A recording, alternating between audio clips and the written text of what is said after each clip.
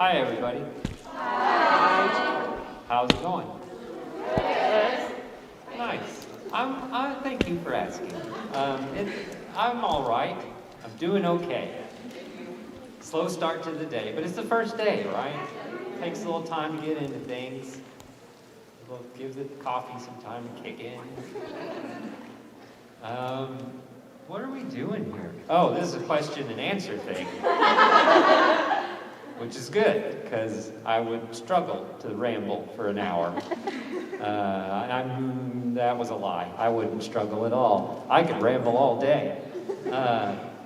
But questions and answers is what we're here for. We could do them in any order you want. I don't even care who answers the questions.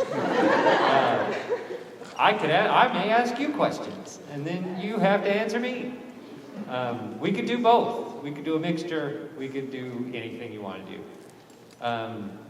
So, questions and answers. Without further ado, our first question will be from... It's not a very excited hand raising, but this person up there. That's okay. We've been in for like an hour and a half. Your shoulders may be sore too. I don't know. I don't know what's going on in your life. Maybe this is as high as you go this morning. So when you have so many different characters that you play over the years. So many. I love them all, especially Psyche. All of them? I don't even know who all of them are, to be honest with you. I remember most of them, but there are some of them every now and then I go, was I that person? They go, yeah, will you sign this? And I go, okay, how do you spell their name? My question is, when you're not doing the voice, like you're just around doing things around the house or whatever. Just around. Do you ever find yourself thinking in their voices? No. But I do think in different voices. But very rarely would I consciously go, oh, I feel like speaking like this particular anime character right now. No, that would be disturbing to me. I'm sure that would be fun for other people if that was a thing that happened and like I could film it, you know, as if I wasn't aware there were cameras everywhere. And if I just did that over and over again all day and then charge anime fans to... Thank you for the idea. I think it's way better than OnlyFans, if you ask me. But, no. Short answer, no. I don't do that. Because let's be honest, most of them sound like me anyway. So even if I use my own voice, it's pretty close. Yes?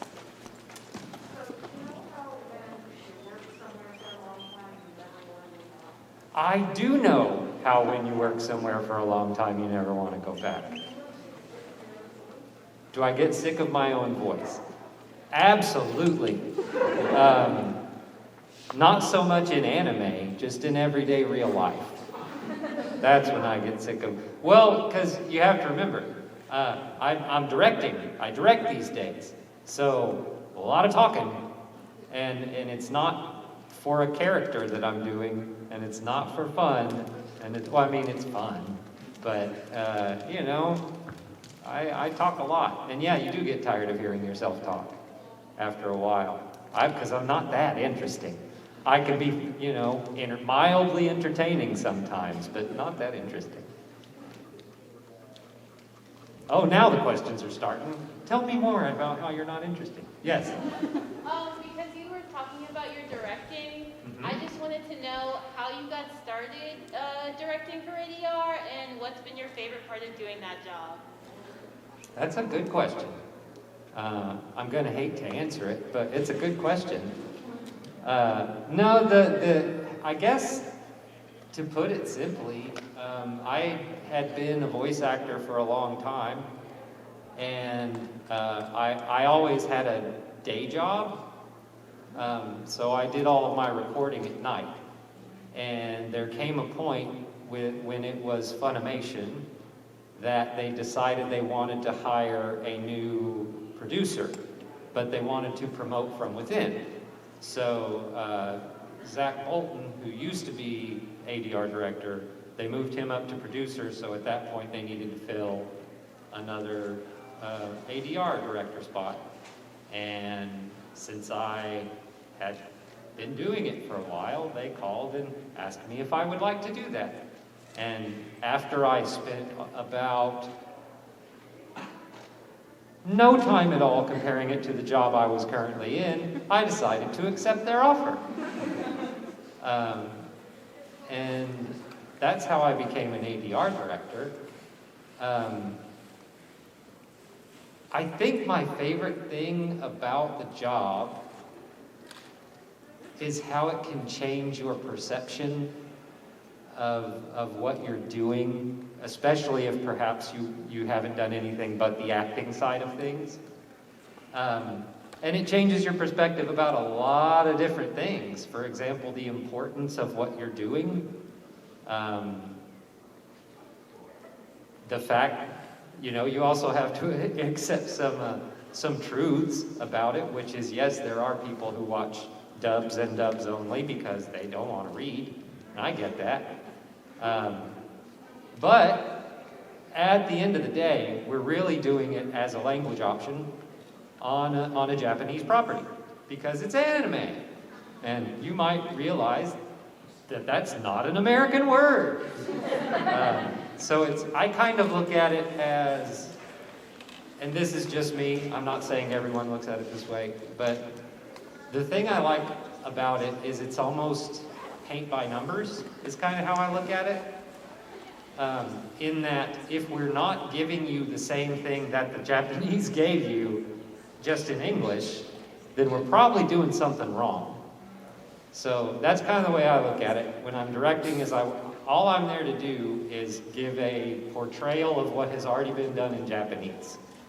That's all I'm interested in, because that's not my property, it doesn't belong to me. I'm just there to try to do it justice with English voices. So it does change. I remember in the early days of voice acting, I was like, I can't believe I get to do this. This is amazing. I must be more incredible than I knew. And none of that was true, turns out.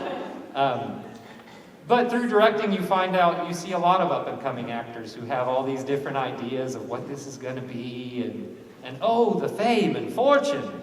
And I tell you, we're still waiting on those. But that doesn't mean it's not fun and that we don't love to do it, It's been a journey, for sure, with the directing side, and especially now, we're doing so many shows, it's crazy. But you get to see people come, you get to see people go, That's how long I've been there, people coming and going. Because I'm old. I'm just kidding. I'm not that old. I'm a little old. Sort of old. We never get old. Who am I? We're not old. We don't live long enough. That's all. Okay, sorry. Go ahead. Adding directly onto you working with the translators, making sure it's accurate, how do you react to something like the Mineta is bi controversy with my hero? First of all, I don't know why people want to waste their time arguing about things that it doesn't matter what their opinion is. Like, I guess it's a sport these days? Oh wow, I didn't expect that to get a clap. But yeah, it's very confusing it's like, all I can think when I see stuff like that is, please tell me you did something today. Like something. I don't even care what it is. Just tell me there was a verb involved. Can we get an official go touch grass from No. I'm not allowed. Yes. What is the most fun that you have had with an accent, and who is it? With an accent? Well, you see, here in AD 2023, accents are not quite as prevalent as they used to be, because, grab onto your seats, folks, there was a time when they let whoever could do the accent do the accent. I know. we had to put a stop to that. I'm not saying they're not good reasons. They make sense. But way back in the day, when some of us were learning our acting skills, that was a thing we used to do. And so I got to use it for a short period of time, and now it's useless.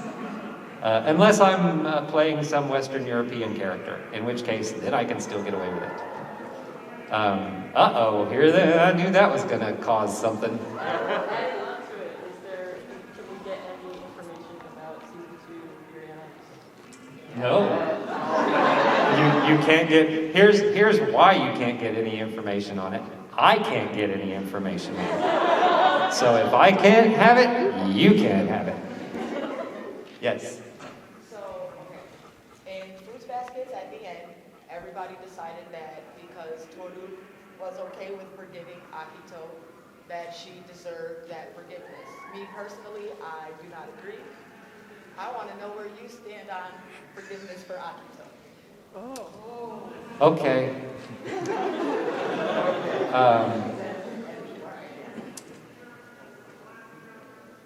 Okay. My perspective on forgiveness for Akito.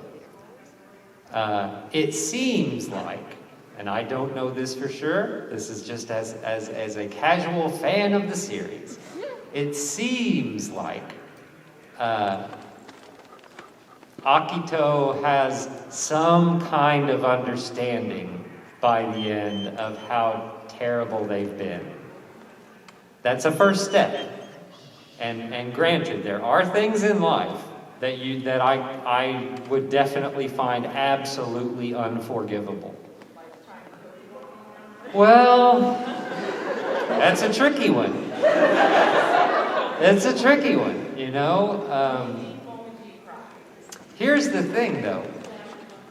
Unless you really got into it, you don't know what made that person who they are. You know what I mean?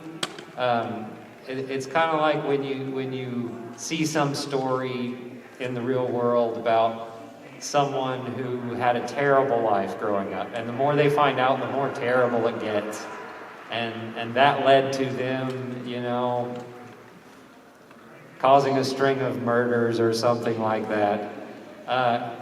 Granted, none of us would go, well, you got, you know, a couple murders. What's the big deal?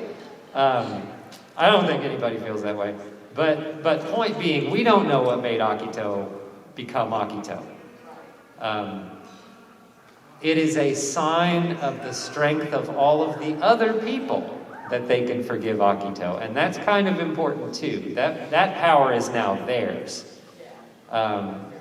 For someone to have treated you so poorly for so long, and then by the end has some inkling of how terrible they were, and then you can forgive them, you got all the power, you know? So that's how I feel about it. That is not saying that you should forgive anybody that's murdered a loved one. Please don't write that anywhere. I didn't say it. Yes? You voiced Kaworu in Evangelion, is that correct? I was one of the people that did. I've always wondered, especially for Evangelion, because it's like so complicated and like they just say a bunch of like stuff that doesn't really matter, but it sounds smart or whatever. That's anime in a nutshell. Yeah, and I was wondering, does that make it harder or easier to like voice act for them if you don't really get what they're talking about? Well, I think that's where the practice in the actual dubbing of things comes in, because really what we're trying to recreate is the emotion. You know what I mean? So in an English sentence, if I see that sentence and then I hear even a language I don't understand very well, but I hear where their voice is and I hear a specific emotion behind it, I'm going to try to copy that. Now the good thing is we all, you know, most of us speak English that dub, and I know how those words are supposed to go together with that particular emotion. I already know that. So it's not that difficult, I suppose, but there are plenty of times that I have read lines and gone, I don't know what it means, but I think I said it right. Not a problem. Yes? You probably answered this many times before, but who is or who are some of your favorite characters to have voiced over the years? And I'll answer it again. Well, let's get the big ones out of the way. Kyo, of course, was a very, well, you know, we've been friends for some time now. Oh, wow. I just thought of a scary thought. And that is, if I started in 2001, that's a long time. The math says that's a long time. Matter of fact, my voice acting career is older than some of the people in this room, for sure. Interesting. If you guys are lucky, you might get to see me die here this weekend. Evidently, that's how old I am. You have another question? Your murder, if they become a backstory. Right. Let's see. So there was Kyo. Jimmy Kudo was a good one for a long time. First time around when he was Jimmy, not Shinichi, the new one with the, you know how it goes. Psyche K was one that I really liked. Same situation there. You might be aware of that. That's kind of I kind of feel like I'm the bad luck charm of some of these shows. I go, if I get the lead in that show, give it a couple years and they're not going to do it anymore, and then someone else will pick it up and it'll be popular. You're welcome. It's true. That's not true. You're right. Who are some other ones? What was anybody remember Shiki? Anybody? I know! I'm that guy.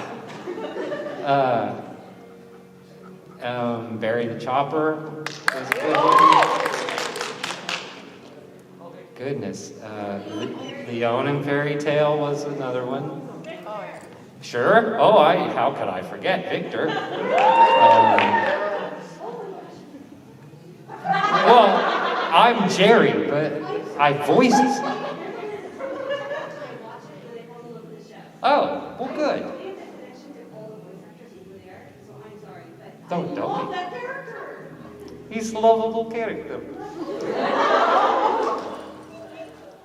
Again, Russian, I can do that. I'm allowed to do that one.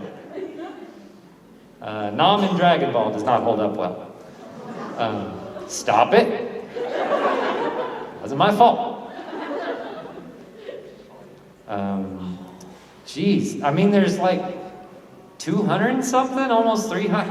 I lose names after a while, folks. I lose names.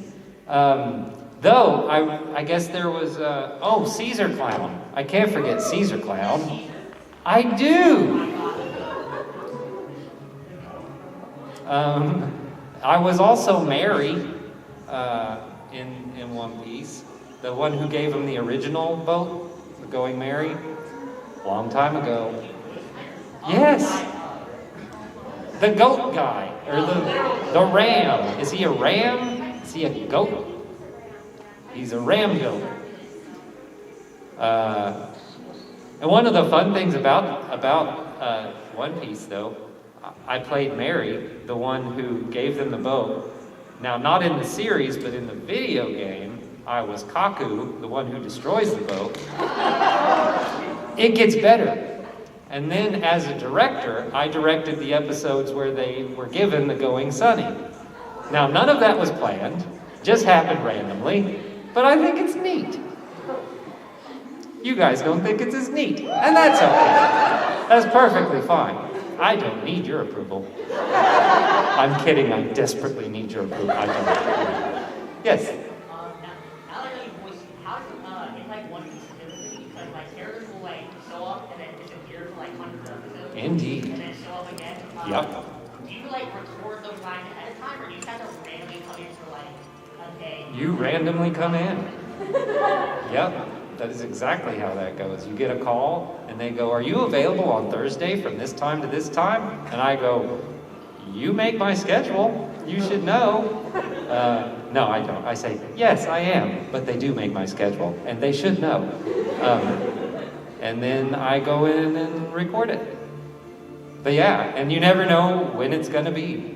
I guess I was also Minchi in One Piece. And I was Hildon in One Piece, in the Thriller Bark Saga parts.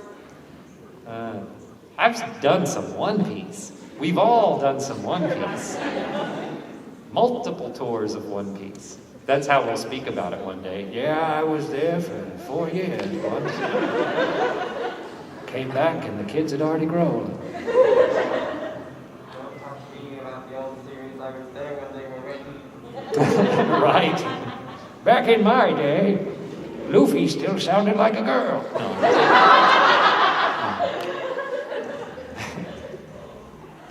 Yes. My question is, because you've been directing and acting for a while now, what are some productions and projects that you have disliked or absolutely hated? Well, That you can disclose. I don't know that would be a good idea. Now, if I knew which shows were still under license and which ones weren't, that might be different. But this is usually what I say about that. Especially with directing, you need to find something about the show you like. Because no matter what show it is, no matter how much you dislike it, it's going to be somebody's favorite show. And it may annoy you to no end, but you need to treat it like it's going to be somebody's favorite show, and give it the respect you would give any other show that is not your property, which I can't say that enough. I wish we could spread that across the world. Hey, you guys, not ours. But you know, it is what it is. There are shows I thought were weird, but if nothing else, sometimes I enjoy making fun of them. And that becomes the thing I do. And I'm like, all right, when we make this line fit, because we're still going to make it fit, and we want just still to match the emotion, all of those things are still going to be the same. I just might make a little more fun of it. Because I got to have my fun too. Yes? What's your favorite anime? My favorite anime? Oh boy. I feel like that's a trick question. Because I've been doing this so long that there are canned answers I could throw out that I go, everyone will clap at this one. But I don't want to do that because it feels terrible. Because I automatically go to ones that I wasn't even in, you know? I automatically go to, oh, I'm supposed to say that. I want to see if anyone else will guess what it is. What's the best anime out there, you guys? Oh, really? I've never heard that as the best anime out there. Mom Psycho, huh? I haven't seen it. So, I mean, I believe you. Maybe it's really good. I just haven't seen it. What's the, you know the one. It's in space. Yeah, that one. That one. Yeah. There's cowboys and bebops. You know, that one. It is a classic. For sure. But I feel like everyone always expects someone to say that one. I don't know which one I want. It's a job, you know? It's a job for me. And it's not that I don't enjoy many of the properties or the art. I really like seeing some of the different art. Like right now I'm working on Vinland Saga. I know. They have noses in this one. Like the characters have noses. And you don't get to see that in anime very often. Usually it's just a little triangle or a shadow or a line. And they look like noses. So that's fun. And and I'm also working on a different thing now, which is Ningen Fushin, a world where it's a long title. You know how they go. A guy that's like really lost in life and he finds a bunch of other people who just hate the world. That sounds about right. Yeah. Yeah. It's always a good show in all of its iterations. Over here.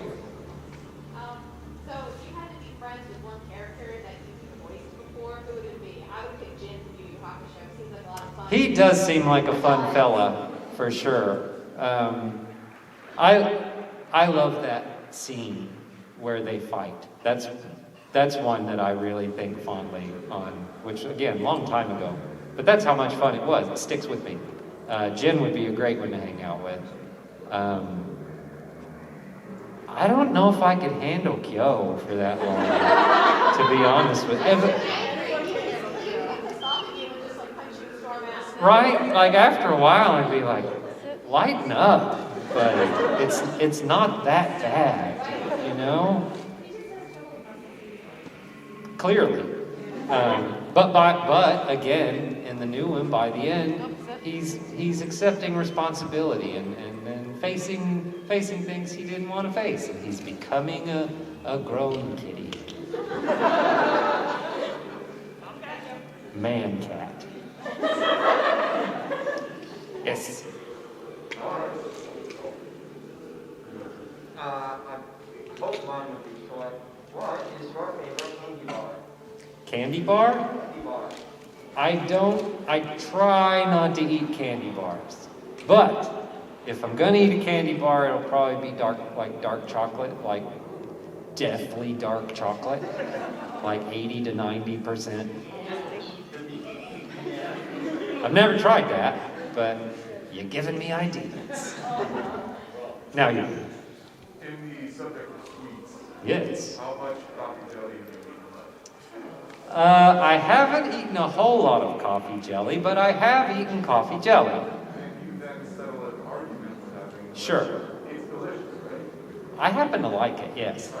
I actually like coffee jelly. Yeah. That's all I need. You didn't like it? You didn't like it? Oh, well, you're allowed to not like it. But yeah, I liked it. I actually liked it. We'll go in the back. What was the easiest voice for you to do out of what you've done? Oh, wow.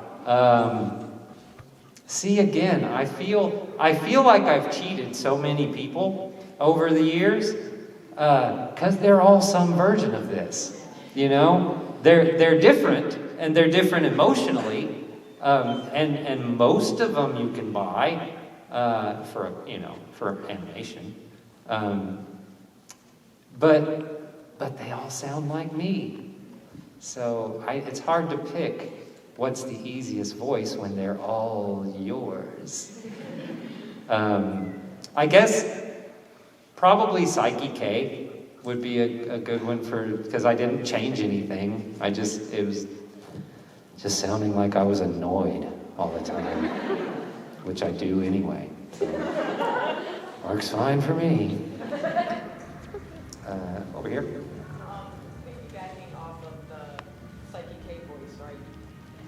In the show, we always see that Psyche is like, doesn't really care that much about the people around him and is kind of just doing anything that he's doing for convenience sake. But there's also like moments where we're kind of like, we can see through you, Psyche. Do you agree? Do you agree? That Absolutely. The whole of like, that he Yeah. like, genuinely cares and loves his friends and everybody that's like so annoying to him. Everything's annoying to him. And if you knew everything that was going to happen all the time, it would be annoying to you too. But no, I think you're right. He does go out of his way, or at least the show goes out of its way to show us that even though he's annoyed by them, he's there for them. He'll help take care of them, even though he doesn't want to, supposedly. But yeah, I totally agree. I think you got that completely right. Over here. I know in the manga it says that Kyo, he never really got to watch television like as a kid. His mom didn't let him, so he's not a huge television person. But like,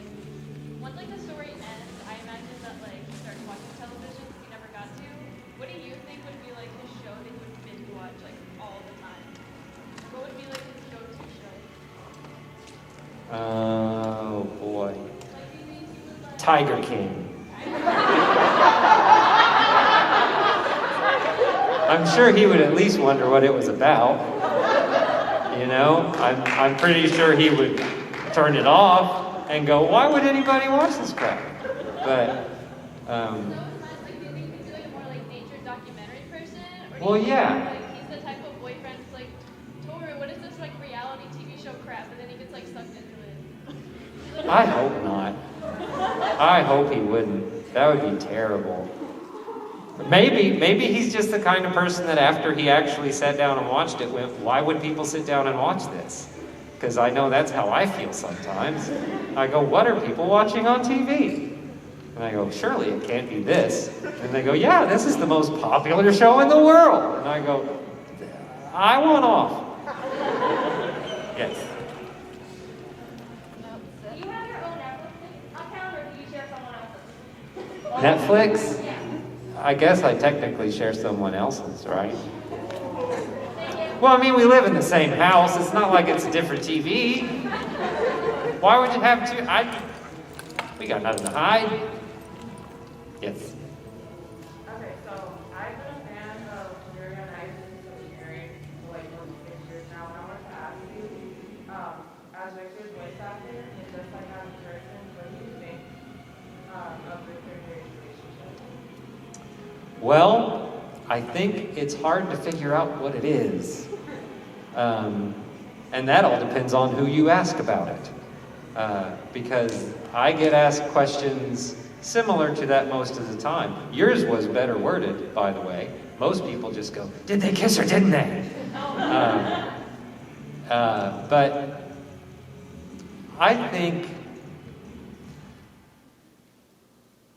think there must have been some reasons why they had to stay vague with it. Kind of much like my response just now. And I have my reasons too. The problem becomes, I don't really know what the director intended. Because I'm not sure we got to see what the director intended. You know what I mean? Yeah. So relationships being relationships, yay! I think it's great. It's, love story of some sort, right? But that's about as far as I can go with it without knowing, without speaking out of turn and saying something I shouldn't say. Thank you. You are very welcome. Yes? What's your opinion on live action dubs or broadcast of live action dubs? Well, it's the same kind of thing. The reason they're there is because some people don't like reading subtitles. It's more work for actors, so that's good for the actors.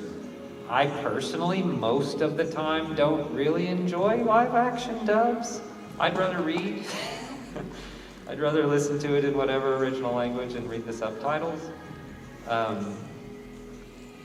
It's hard to get used to, because there's really not any matching flaps in live action dubs. You can match timing, you can match emotion, you can match all the things, except the flaps, So that always, as someone but of course the flaps we're used to working with in anime are this. There's not a whole lot of detail, maybe occasionally an O shape in the lips, and you go, oh, we have to put an O there.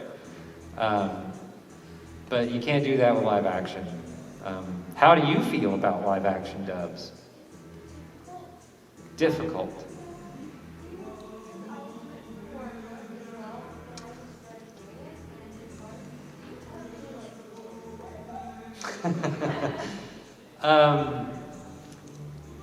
Is it basically same sort of thing? Are you trying to match timing?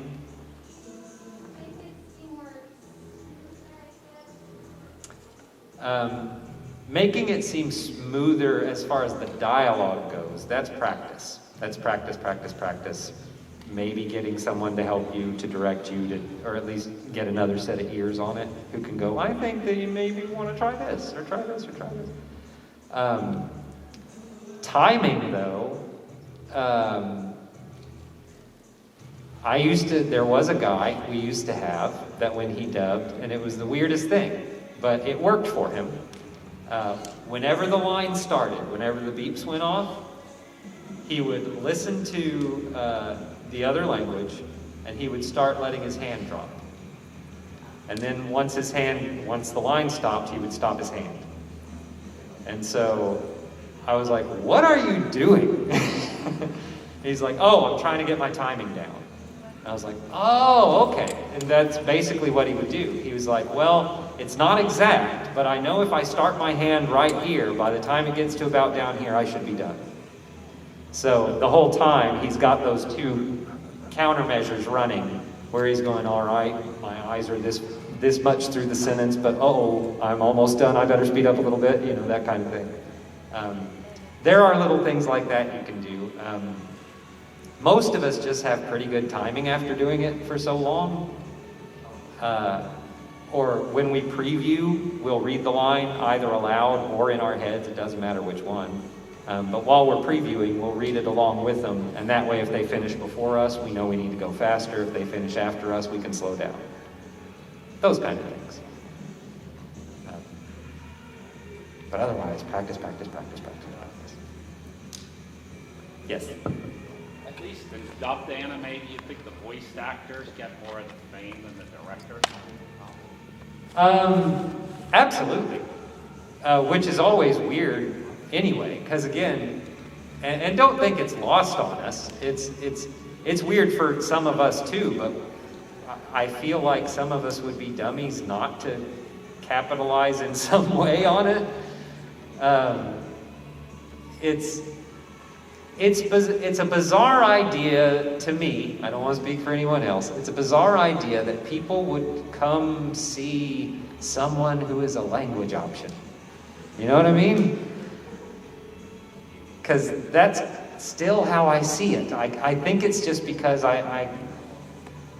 I'm fiercely behind artists and artists having their art and them retaining all control over it, So to me, I've always just been a guy who's providing the voice for the dub. When I'm directing, I try to be the director who's trying to provide something that is basically just like the Japanese, except in English, or as close as we can get. You're never going to get it exact. But like I said, some people just watch dubs. So there's this weird niche market out there for people who want to see English voice actors that, yes, they can act. We have lots of great actors that work for us. And we use those skills, but we're really kind of following the leader.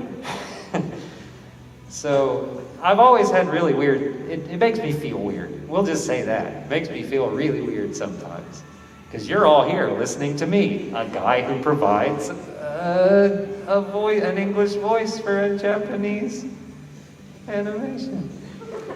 But here we are. Might as well enjoy it. Yes? I just wanted to say, as someone who was like, I call myself the OG Toonami Generation. I grew up with the original Toonami when I was little. Grew up with a lot of your work, stuff like that. I watch dubs or subs, but usually I do prefer dubs because I do like the little bit of extra that is added. I understand that you need to be as faithful to the original as possible. I'm not saying that. Obviously, it's super important. But as long as I think that is generally kept in, I think that any, whether it's English, Spanish, whatever, these actors are still giving something of themselves in there, and that makes it a little unique thing. And I think you shouldn't underestimate just how powerful that is and how much, sometimes it's like, oh, I watch both versions. I actually prefer the dub, or I actually prefer this. And like Cowboy Bebop, all the time I hear people like, I actually like it better in English. So I just wanted to say thank you so much for all you do. You really do add a lot to it, and I am so grateful to see you and appreciate you. Thank you. Thank you very much. Very kind of you to say for a faker. No, I'm kidding. Thank you. I don't know. Here's the other thing. Here's another thing that directing has brought about. The ego of some actors. And of course, it's not 100% of the actors. Plenty of actors are great people, wonderful people. Some actors, because they have dubbed a voice for anime, they almost become different people. And I don't want that. Whatever that is, I don't want any part of it. So I think sometimes I play down some of the things I have done because I don't want to allow myself to think of myself that way. I need to, it is important for me anyway, to remember that, hey, first of all, without the original property, you'd have nothing to do. Second of all, if someone, if they had picked someone else in the audition, you'd have had nothing to do. If they would have, there are so many things that have gone right in order for me to even be here at all. So I just want to remain thankful for them without taking too much credit for something I love doing anyway. I would have been trying to do something similar anyway. Anime, no anime, it wouldn't have mattered. I would have been trying to perform somewhere. Luckily, this came around and I'm very thankful for it. But just so you know, that's probably why I do that, is I just don't want to get too big of a head about it. Yes? What's one of the most interesting cities that you've gotten to visit while traveling for conventions? Well, I got to go to Canada a couple times. That was fun. Hey, look, when you're from the American South, Canada's a big deal. But we went to Calgary up there, or Calgary, depending on who you're talking to. And it was fun. I think one of the things I enjoyed about it most is when we were up there, the guy who was assigned to handle us was telling us about Calgary and what it's known for and all of these things. And I'm like, so this is like Texas. And he's like, yeah, this is the Texas of Canada. Like, boy, this is different. It's different accents.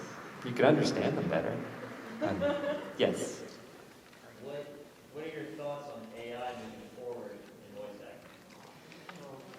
Well, being the extremely neurotic people that most voice actors are, I've heard a lot about it lately.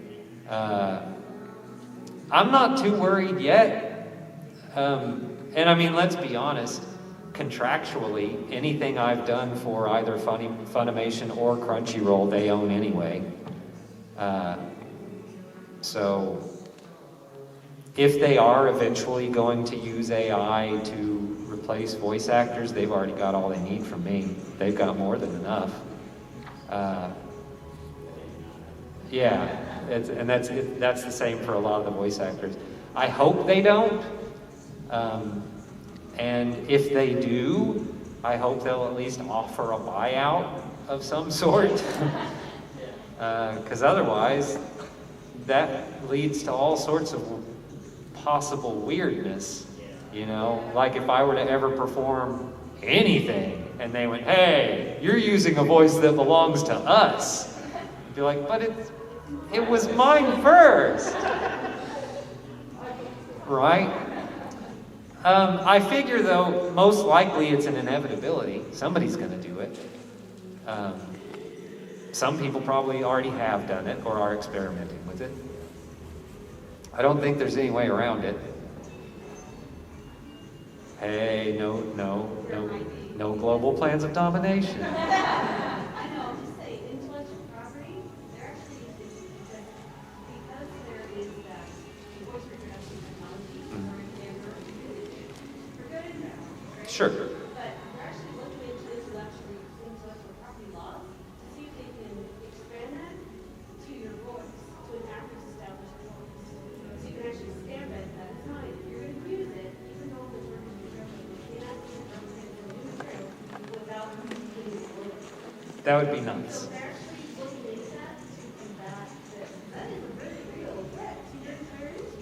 Yep. Well, even the animators, if you really think about it. I mean, it's all the way down the line. First of all, you don't even need someone to come up with a story anymore. Oh, no, that's fine. But yeah, you don't need a story anymore. AI can draw the art in anybody's style that you want it to draw it in, evidently except for fingers. But then again, half the anime can't draw fingers anyway. He said it. That's why they hide their hands so much. Yeah, it's going to be interesting for sure going forward, but I could definitely be bought. For sure. Cause, oh no. Well, see, there was this actress that was in not too long ago, and she said, "Do you want to see something funny?" And I was like, "I always want to see something funny." And she goes, "Look up what your net worth is on the internet." And so I did. Right? It said my net worth was $5 million. I know. This surprised me too. Because they're only off by $5 million. And I was like, that's incredible that they could be so close. How did they know? And I don't know how they come up with those things. But boy, were they wrong.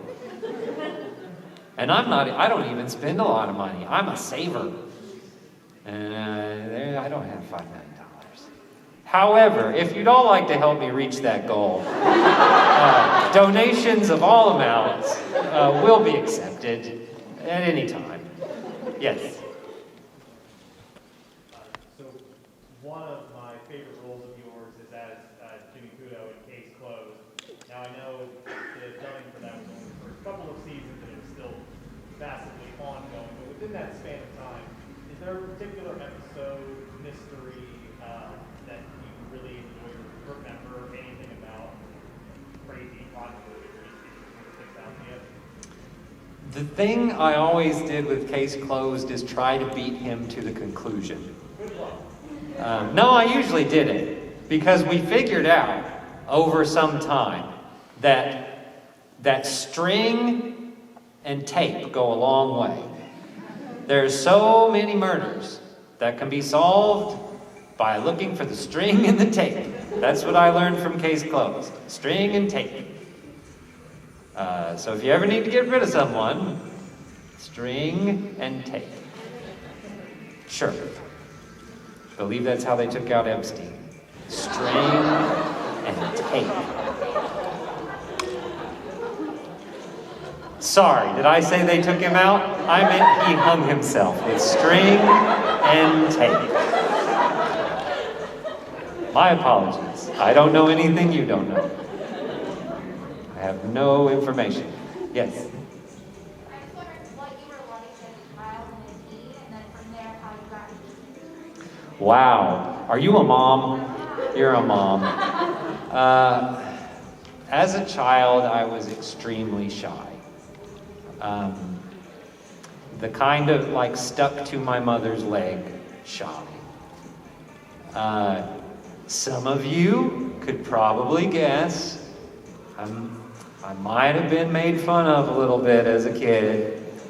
I know that red hair isn't a big deal these days, but back in my day, it's still clearly not all that common of a thing. And don't know if you've noticed this, I have some pretty cool ears too. In case you didn't notice them, I'd now like to draw your attention. Please don't laugh too hard. The wind from your chuckles may lift me from the table.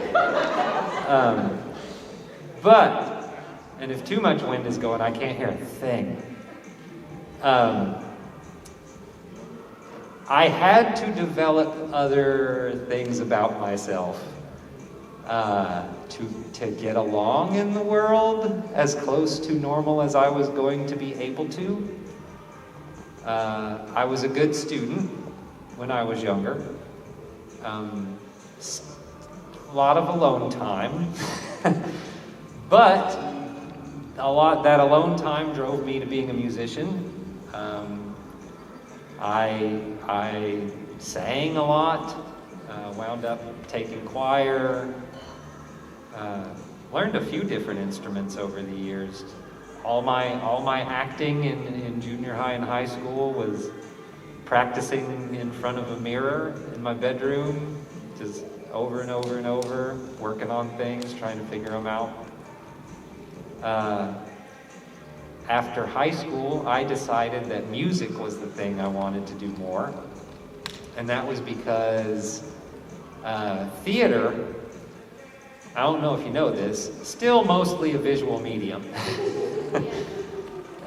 Which means they're looking for certain kinds of people most of the time. And I'm not saying that they would never look for a skinny, red-haired guy with big ears. I'm not saying they would never look for it. I'm saying it's very rare that they're ever going to look for it. So I was like, maybe music would be a better way to go. So I had a friend that I went to high school with. We were in both choir and drama together. You have heard of him as well. His name's Justin Cook. I've known him since I was 15 years old because of choir. We were in choir together. And very close friends. We both went to the same college for a very short period of time. And he went off to Colorado. I went back to Fort Smith, Arkansas, which is where my parents lived. And I got an apartment. He was out there. He called me that Christmas and goes, hey, I'm probably going to come back to Fort Smith. You want to start a band? And I was like, yeah, I do. He came back. We started writing some songs together. We got an apartment together with plans. We were like, hey, all right, we're going to stay here this long, then we're going to move out to Colorado. We moved out to Colorado, played out there for a little while, and realized that Colorado is beautiful and that it's so easy to stay in Colorado. And we started looking around at our friends and we were like, this is how you get stuck. As beautiful as it is, and I do mean that, I love Colorado. It is one of the most beautiful places. But we decided we didn't want to get stuck there. So we moved back to Arkansas to pick up a bass player that we had known for years. He got his girlfriend pregnant. So we dropped the bass player and we decided, well, we don't want to stay here. This time, let's go to Nashville. So we went to Nashville. Lived in Nashville for a little while and playing music out there too. And he got a call, Justin got a call from his cousin. And their bass player and drummer, their bass player, was going to leave the band. And so they were looking for more people in their band. And they knew Justin played keyboards. And I don't even think they knew anything about me. And Justin said, well, I've been kind of with this guy for a few years. And they go, wait a second, can he play bass? And Justin goes, hey, can you play bass? And I went, yeah. And so we moved to Texas. And we played in that band. And a whole lot of playing. And then the drummer decided that he didn't have the time to play with us anymore, so we had to get a new drummer. Well, there was a sound guy. It gets better and better, you guys. There was a sound guy that was working with the band. His name was Jay Jones. Jay Jones had known the guys for years, and he had a younger brother named Evan Jones. Evan Jones used to be the main sound guy at Funimation. He was a drummer. Justin and I, having just gotten there, we had had some odd jobs and some whatever jobs. They were terrible jobs. Oh, good Lord, the jobs we've had. I've had some doozies, folks. And so Evan's like, hey, we're looking for another engineer. I can teach you how to do it. You want to come give it a shot? So Justin got hired on as an ADR engineer, which is pretty much at the bottom. And over the years, worked his way up, was a director. Now he's one of the producers. And me, you know, just working. And I had a job at it was Precision Pulley and Idler. It was a construction equipment and, you know, conveyor systems, that kind of stuff. And I was doing a lot of welding, some lathe work, some mill work. And I know it's hilarious to look at me and go, "You?" And I'm like, yeah, it was me. And that led to the just over time. Oh, and I, of course, I had a family too. So the voice acting, to be honest with you, yes, it was cool to get a chance to do it, and I loved it. I needed the money, is really what that was about. That's because even back then, it didn't pay nearly what it pays now, but it was still, you know, first of all, you get to do a cool thing. Who wouldn't love to voice an animated character, you know? And like, I did that for 10 to 11, 12 years, somewhere in there, of having a day job during the day and working only at night. So that's a fun fact for all of you. Everything you have heard me in up until about 10 years ago was recorded between the hours of 6 o'clock and 10 o'clock at night. Everything, every single thing. Because I had gotten off my job, driven for about an hour to get from my job to there, and then recorded for however long. And again, yes, I wanted to do it, I wanted it, and second of all, I needed the money.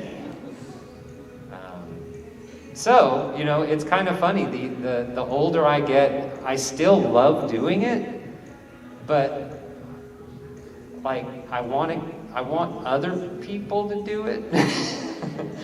So I'm like, well,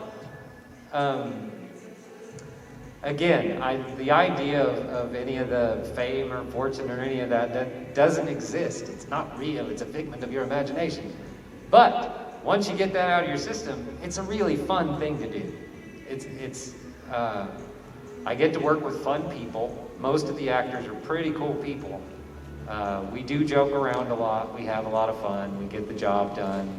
And we make something you can watch at the end of it. I never watch. I mean, I watch it enough. I have to review it like 2 or 3 times before any of you ever see it.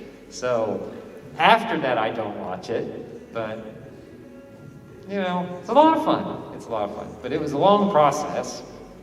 And I can't say I enjoyed every second of it. But it all turned out for the best, you know? From shy kid to, I don't care if I ramble in front of a room of strangers. This too can happen to you. With enough head injuries. Yes? Alright, so you opened the door to age. So, what was your very first big anime? Like, when you were a kid, you watched everything, right? No. Not at all, ever? Well, when I was a kid, there was very little anime you were going to see anywhere. Exactly. I'm thinking we're about the same age, is what I'm thinking. So, I don't like very much. What? I always assume everyone's my age, so I apologize. Why would you assume everyone's your age? Because it's easy. That's weird. My first one was Star Blazers. I loved it. It was only on Saturday mornings. I Only at 6 a.m. I am old enough to remember that, Star Blazers, for sure. And plus, I got to direct the newer version. I did a few years back. Except it's called, what is it, Space Battleship Yamato. But yeah, I totally remember that. And there was some Speed Racer when I was a little kid. And there was also, I forget the real name of the show, but they called it, G-Force, I think is what they called it. It was another anime. It was a very Voltronian kind of thing going on. But yeah, I that's all there was, though. That was it. Yeah, but that was a long time ago. Yes. So, speaking of bands, what were your top 3 bands and what are your top 3 bands? That's gonna be tough. It's really difficult with music, just because there is so much good music out there. So I don't like to pick favorites. But I guess if I didn't mention Queen, it would be not good. Because I hesitate to call them my favorite, but I've listened to them so much over the years that I don't see how they couldn't be on the list. It was just recently, a couple weekends ago, I think it was. I did finally answer the question, if you had to be stranded on a desert island with one type of music for the rest of your life, what would it be? I figured out that I could do it with 1960s to 1980s Motown, for sure. Like, that would get me through. But again, there's so many artists just within Motown that it's like picking a favorite even there is impossible. I don't know. I like a lot of music and all kinds, so I don't have a lot of barriers when it comes to music. I like all the music. I like all the notes. All the notes are my favorite. Have you seen any bands live recently? Not recently. Boy, too bad Mike McFarlane wasn't here. He just recently put up a list of bands he's seen recently, and it's pretty awesome. You should check it out. Yes? Did you mention what genre your band was? Just like I didn't. It always confuses me a little bit. I guess it was basically called, most of the time it was referred to as Southern Rock Jam Band. I don't know what some of those words mean. How do you know it's Southern rock as opposed to Northern rock? And the answer is a dobro. That's funny. But not if it's country music, because dobro's going to be everywhere. Or bluegrass. Dobro's everywhere. By the way, any bluegrass fans out there? Yeah. Yeah, if you're not into bluegrass, check out some bluegrass music. I don't know what it is about it, but I sure like it. I think it's the fiddles and the banjo. I like banjos. Who doesn't, right? Who doesn't like a banjo? If you don't like a banjo, you've probably got problems. That's what I think. What time is it? 3 minutes? It's 3 now. Well, it's over. It's been fun. I hope you all enjoyed yourselves.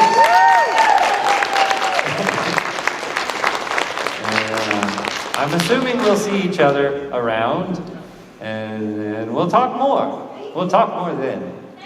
Thank you. Thank you all.